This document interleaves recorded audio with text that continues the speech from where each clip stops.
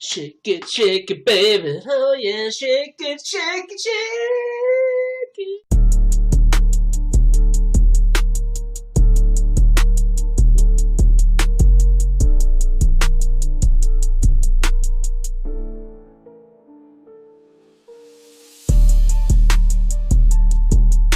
Yo, what's up, y'all? Manal Cape is out. Joshua Van is stepping in. I have zero idea on the extent of Manal Cape's injuries, but I do know that I have the hottest prospect and probably the most exciting UFC flyweight in front of me. So really nothing changes for me as far as what's in front of me. I got a gangster that's ready to take my head off and earn his name off of me. So appreciate the matchup, and then also just excited to just be in what I think is probably the most exciting matchup in the flyweight division and be aligned on the same flyweight title card as Pantoja and Kai Kara-France. So let's get it.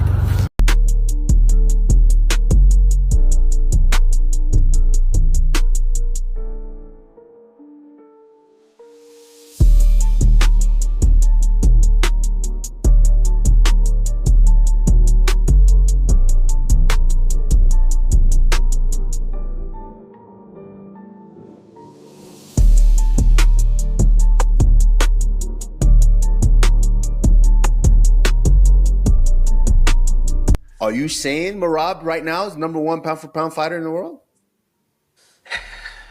If he stays more active, There's no ifs, ands, or buts. You brought this up, so is that what you're saying?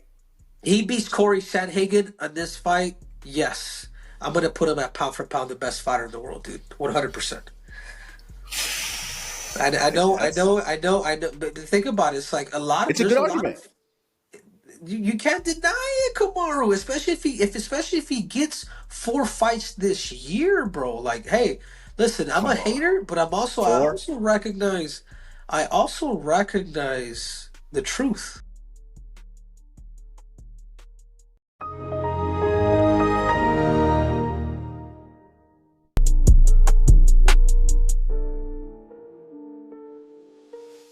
I thought about Dana's press conference. He finally came back. He showed up to work.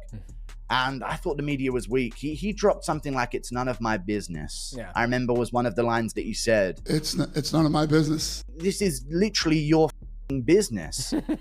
Like, it is, you are actually, this is your bit. You have a stake in this business. Yeah. You mean it's none of your business? And I thought, Dana White's up there. He's ill. The MMA media is just so weak at these press conferences, because I know if they give any resistance to Dana, they're going to get booted out, right? Yeah. It's probably right. If they're constantly annoying Dana, you will not hear their voice from behind the camera ever again, I imagine. Yeah. Because he just doesn't want to have to deal with that. But with Dana, it was like he was up there. He was sick. He had a crackly voice. Now's the time to bully him. Now's the time to harass him and corner him.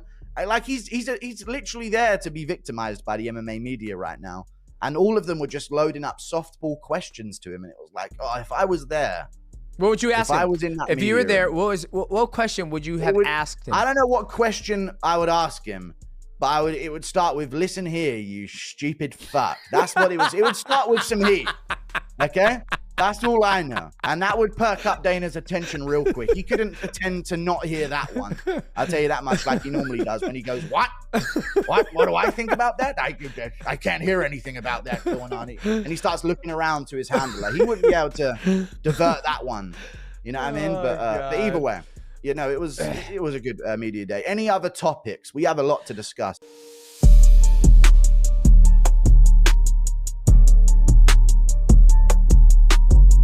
So once I beat Kamaru Usman, right, there is no debate. There is no back and forth. There is no argument. We up next. And you already know you got this guy from 155 coming up thinking he's going to take my spot, right?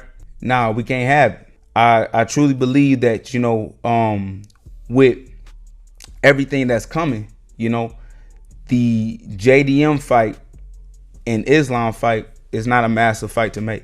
JDM is the world champion right now, but I truly believe that Islam got to sit back and just wait for me to get my title, because I will be the hardest fight that Islam has. He's not going to out-wrestle me, right? He's not going to submit me. I've never been submitted in my career. and he definitely not gonna stand on the feet with me. If the people want to see it, it's gonna be made. I already know that the fan base, they know, what JDM about. They know what he good at, what he struggles at. That's a toss-up for Islam, And don't get it twisted. If Islam does get blessed with that title shot and he does beat JDM, he not gonna stay there. He gonna retire. He gonna get up out of there quick, right? Because he know he's not a natural 170 fighter. And especially with myself, he definitely gonna run from a person like me.